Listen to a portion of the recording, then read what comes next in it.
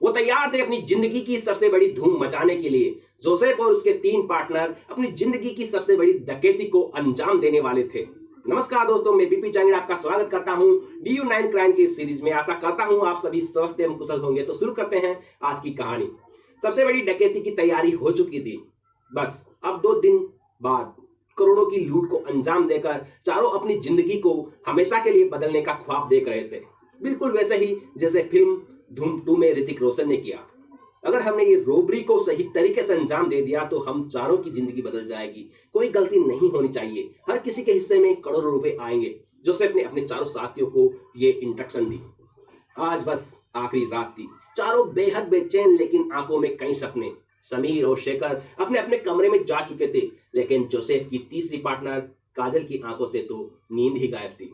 Joseph, कल के बाद हमारे पास करोड़ों रुपए होंगे और हम अमीर बन जाएंगे, काजल ने जोसेफ से कहा। हाँ, लेकिन तब जब सब कुछ सही हो जाए। हर तरफ नए साल के स्वागत की तैयारियां चल रही थी। केरला मल्लापुरम भी इस जश्न के माहौल में सराबोर था।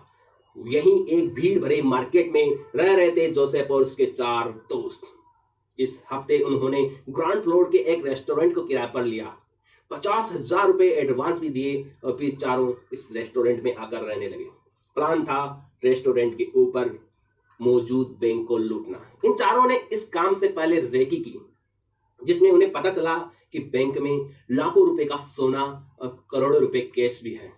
जोसेफ और उसके गैंग का इरादा था कि वह 2008 के पहले पहले करोड़पति बन जाए, इसलिए उन्होंने आज की रात को चुना।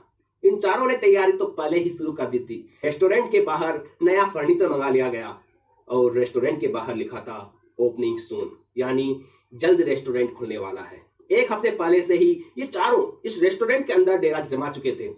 आज की रात इन चारों की जिंदगी की सबसे अहम रात होने वाली थी। शाम का समय था। काजल ने पास ही के रेस्टोरेंट से खाना ऑर्डर किया। चारों बिना कुछ बोले खाना खाने लगे। बस चंद घंटे बचे थे ऑपरेशन रॉबरी के। 11:30 बजे बाजार में पूरी तरह से सन्नाटा छा गया था। सभी लोग अपनी दुकानें बंद करके चले गए थे। शेखर ने एक रेस्टोरेंट से बाहर जाकर देखा, आसपास सन्नाटा था। चारों रेस्टोरेंट के अंदर एक जगह इकट्ठा हुए, एक दूसरे की पीठ पर हाथ मारा और फिर चारों अंदर की तरफ बढ़ गए। अंदर एक छोटा रूम था। काजल थोड़ी दूर पर रखे कुछ और औजार ले आए। शेखर ने पास ही मौजूद सीढ़ी को खड़ा किया और जोसेफ उस पर चढ़ने लगा। जोसेफ ने गैस कटर मांगा। गैस कटर की मदद से जोसेफ ने छत पर एक बड़ा सा छेद बना दिया। थोड़ी देर में ऊपर का फ्लोर नजर आने लगा।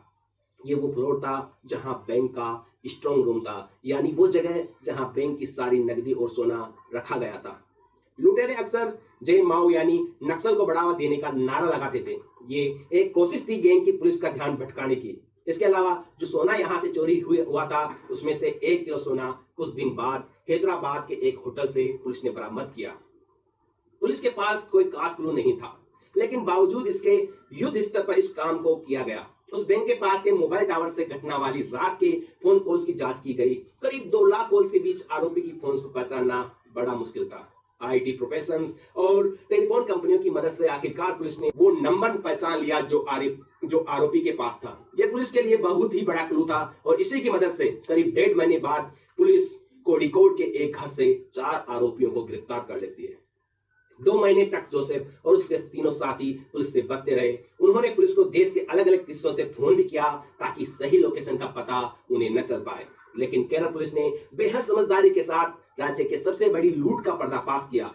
28 फरवरी आधिकारिक तौर पर एडीजी ने इस लूट को लेकर एक प्रेस कॉन्फ्रेंस की और बताया कि आरोपियों को गिरफ्तार कर लिया गया और सारा पैसा भी वापस कर लिया गया है। तो दोस्तों, ये थी हमारी आज की सच्ची घटना। एक ऐसी ही अन्य घटना लेकर हम जल्द प्रस्तुत होंगे। तो ऐसी सच्ची कहानियों के लिए हमारे YouTube चैनल को सब्सक्राइब करें। वीडियो अगर आपको पसंद आया है तो लाइक करें। आपका कुछ सवाल अगर रह गया है तो कमेंट करके जरूर बताएं। कोशिश करूंगा आपके सवालों का जवाब मैं जरूर दूं।